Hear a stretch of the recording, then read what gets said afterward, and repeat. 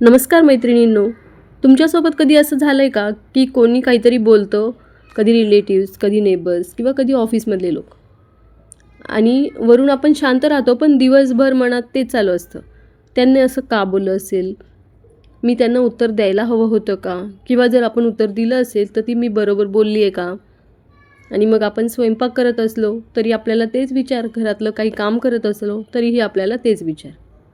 खरं सांगायचं झालं तर आपल्या आयुष्यात ना खूपसा मेंटल स्ट्रेस हा मोठ्या प्रॉब्लेममुळे नसतोच मुळात, तर लोकांच्या छोट्या छोट्या बोलण्याला आपण जो जास्त इम्पॉर्टन्स देतो ना त्यामुळे असतो. हल्ली ना लोकांचा एक मोठा प्रॉब्लेम आहे, लोक बोलतात जास्त आणि विचार कमी करतात.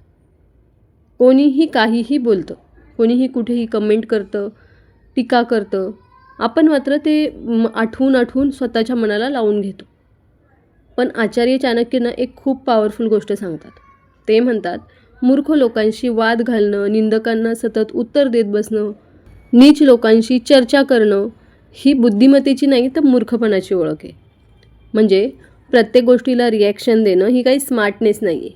कधीकधी इग्नोर करणं हीच सर्वात मोठी स्ट्रॅटेजी असते. कारण जो माणूस सगळ्यांच्या बोलण्याला इम्पॉर्टन्स देत बसतो तो हळूहळू आपली स्वतःची मेंटल पीस गमावतो. पण जो माणूस काय ऐकायचं आणि काय इग्नोर करायचं हे शिकतो ना, तो आयुष्यात खूप शांत आणि स्ट्रॉंग बनतो. म्हणून आजच्या या व्हिडिओमध्ये ना मी तुम्हाला इग्नोर करण्यासाठीच्या काही प्रॅक्टिकल हॅबिट सांगणार आहे. ज्या हॅबिट तुम्ही स्वतःला लावल्या तर हळूहळू लोकांच्या बोलण्याने डिस्टर्ब होणं तुम्ही थांबवाल, आणि त्यामुळे तुमचा फोकस वाढेल, तुमचा कॉन्फिडन्स वाढेल आणि तुमचा मेंटल पीस पण टिकून राहील. म्हणूनच व्हिडिओ शेवटपर्यंत नक्की बघा, कारण व्हिडिओच्या शेवटी मी एक असा बोनस पॉईंट तुम्हाला सांगणार आहे जो तुमचा विचार करण्याचा पर्स्पेक्टिव्ह बदलू शकतो. चला तर मग व्हिडिओला सुरुवात करूया. पण त्यापूर्वी जर का तुम्ही चॅनलवर पहिल्यांदा आला असाल तर चॅनलला सबस्क्राईब करून बेल आयकॉनवरती नक्की क्लिक करा. मैत्रिणींनो, सगळ्यात पहिली आपली मिस्टेक काय असते माहिती आहे? आपण सगळ्यांना खुश ठेवण्याचा प्रयत्न करतो. कोणी नाराज होऊ नये म्हणून आपण ॲडजस्ट करतो. पण खरं काय माहिती आहे का, सगळ्यांना खुश ठेवणं हे प्रॅक्टिकली इम्पॉसिबल आहे. तुम्ही कितीही चांगलं काम करा तरीही तुमच्याबद्दल कुणीतरी वाईट कमेंट करणारच. उदाहरण जर द्यायचं झालं ना, तर आपण घरात कितीही व्यवस्थित काम केलं, कोणाला तरी असं वाटेलच की अजून याच्यापेक्षाही चांगलं होऊ शकलं असतं. कधीकधी ना लोकांना तुमच्यात प्रॉब्लेम नसतोच, त्यांची थिंकिंगच तशी असते. म्हणून हळूहळू हे ॲक्सेप्ट करायला हवं की सगळ्यांच्या ओपिनियनला इम्पॉर्टन्स देणं गरजेचं नाही आहे. दुसरी गोष्ट म्हणजे प्रत्येक गोष्टीला रिॲक्शन देऊ नका. आजकाल एक मोठी प्रॉब्लेम झाली ती म्हणजे ना, कोणी काही बोललं की आपल्याला लगेच रिप्लाय द्यायचा असतो. कोणी काही कमेंट केली की लगेच आपल्याला एक्सप्लेन करायची इच्छा होते. पण जरा विचार करा की प्रत्येक गोष्टीचं रिप्लाय देणं खरंच एवढं इम्पॉर्टंट आहे का? खूप वेळा आन्सर असतं की नाही.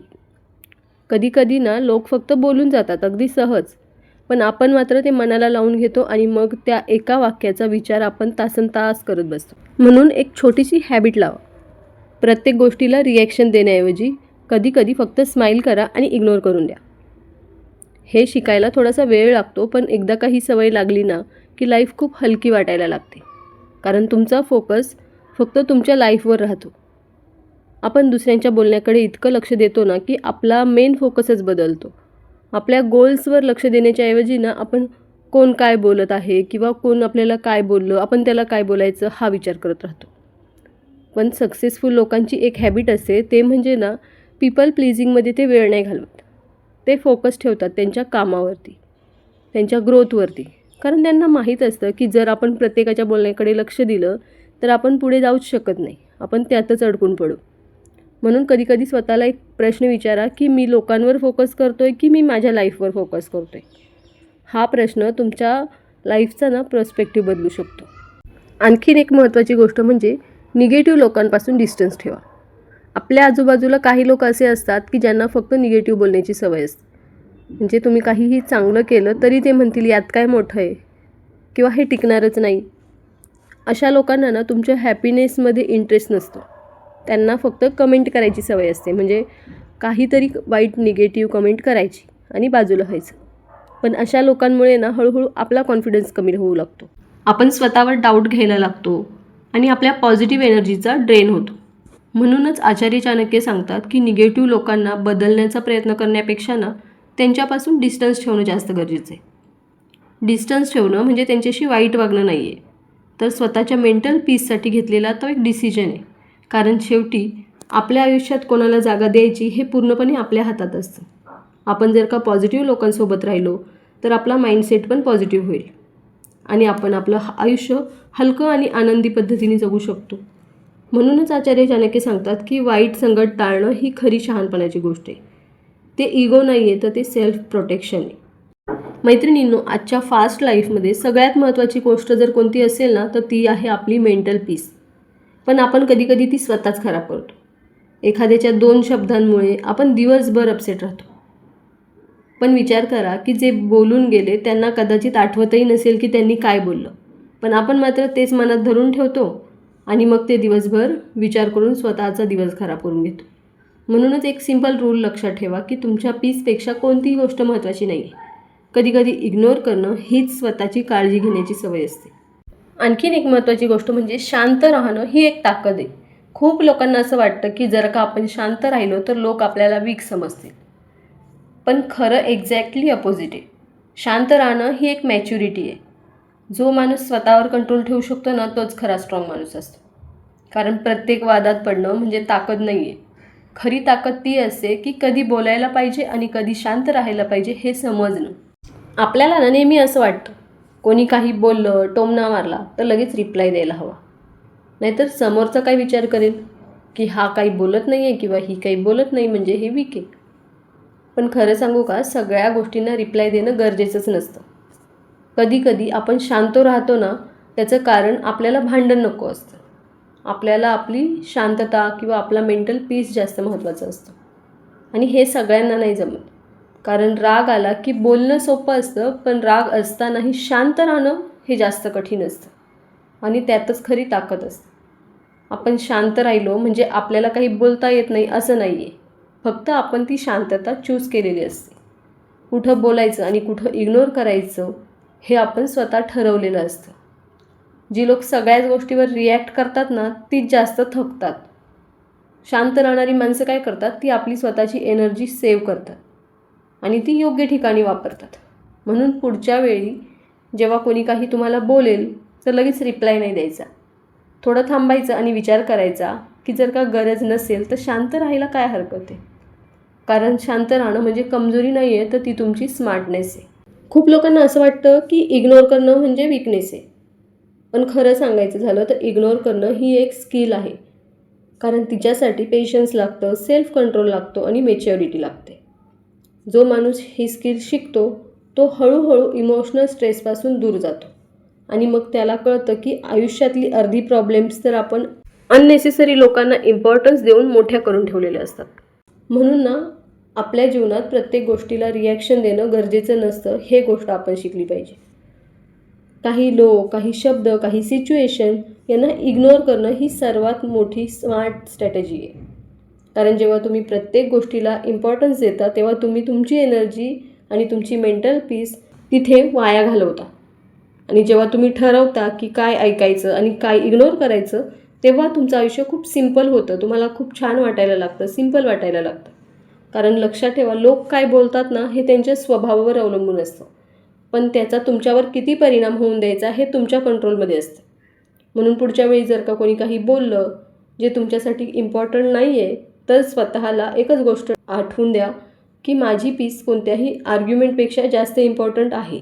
आणि जेव्हा तुम्ही ही स्वतःला सवय लावता तेव्हा हळूहळू तुम्हाला जाणवतं की तुमच्या आयुष्यात खूप गोष्टी बदलत चालल्यात.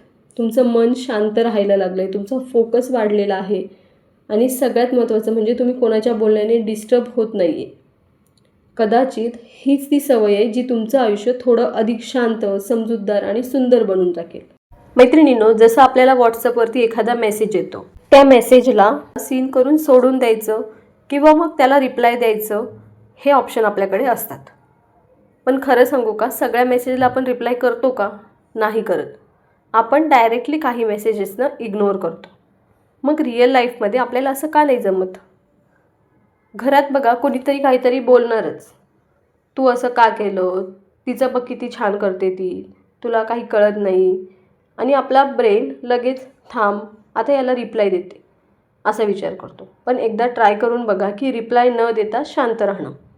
पहिल्यांदा आपल्याला खूप ऑकवर्ड वाटेल, आतून वाटेल की नाही मी काहीतरी मिस करते, मला बोलायला हवं. पण जेव्हा 2-3 वेळा तुम्ही हे ट्राय कराल ना, तेव्हा कळेल की अरे सगळ्या गोष्टीवर बोलणं खरंच गरजेचं नसतं.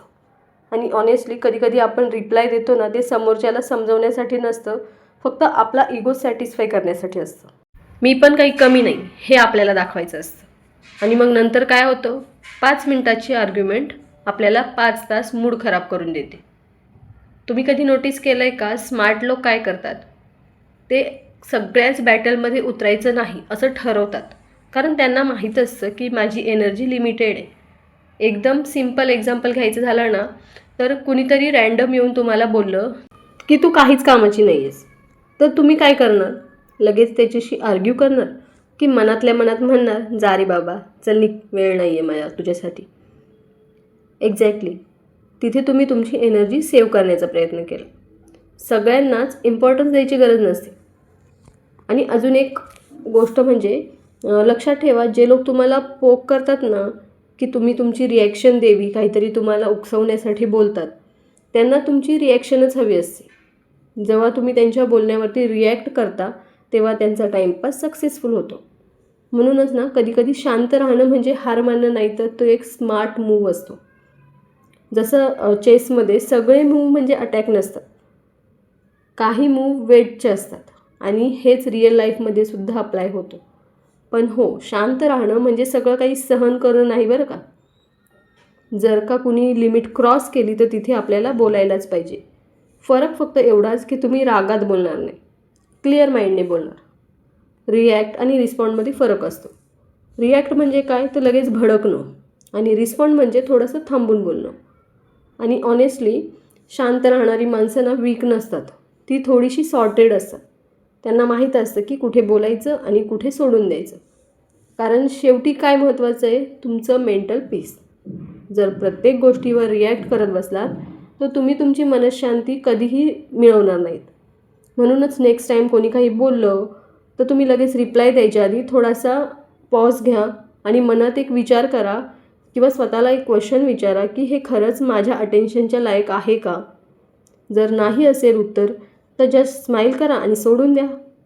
कारण सगळ्यांना उत्तर देणं गरजेचं नसतं, काहींना तुमची शांतता हीच बेस्ट रिप्लाय असतं.